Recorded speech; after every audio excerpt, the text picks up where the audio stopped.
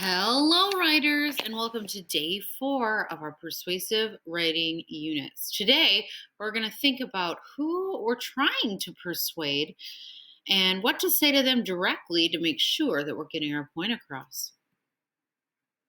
When you state your opinion, it should not be weak, it should be bold and strong. We learned about this the other day. For example, of saying, I think it is good to somewhat be thankful on Thanksgiving. What would be a bolder way to say the same idea? Great.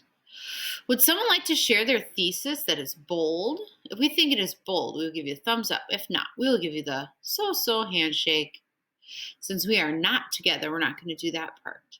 However, here is a bold thesis for I think it is good to somewhat be thankful on Thanksgiving. We should be thankful on Thanksgiving. Today, we're going to learn how to speak directly to our audience so we can persuade them. Talking in someone else's sleep. When I was in college, one of my professors had a cartoon on his office door that read, I am a professor. I talk in someone else's sleep. That means that a professor is really boring, so you fall asleep. His students fall asleep and he's talking when they're sleeping. Have you ever listened to someone who put you to sleep? Should your writing put others to sleep? How do you keep readers' attention?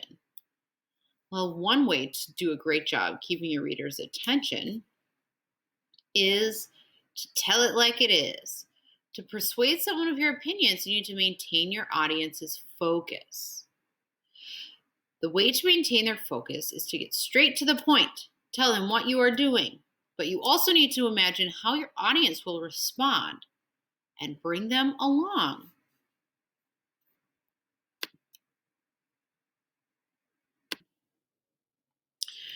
So, writers, go ahead and close your eyes. Pretend you are at Nova. Pretend it is right before lunchtime, and I say to you, students, starting today, there will be no lunchtime, so we can focus on reading. In reading, we will read the 3rd chapter of Because of Winn-Dixie, and we will reread it 10 times. If I said that to you, you probably would have some reaction, right? One of the rules of persuasive speaking is that as a speaker, you need to imagine your audience's response and to keep the audience with you. Speakers do this by directly assessing the audience. You've had more time to listen to my speech if I had said it this way. Students, starting today, there will be no lunchtime. I know you are probably thinking, what? No lunchtime? If you are worried that you will be starving, let me explain to you that I'm not saying you won't eat, but only that everyone will bring food to class and eat when you want. That way we'll have time to read the 3rd chapter and Because of Winn-Dixie. Just this one day, we'll reread a chapter a bunch of times as an experiment to see. So do you see how the second time I was more descriptive and I was talking to you as the audience? And it made a little bit more sense, didn't it? Today we're going back to use what we just learned in our own work, how to talk to the audience. We're going to keep our audience in mind. Think about what they might be thinking and try to bring them along using some of what we learned today. Here are some ways that we can directly address our audience in our writing.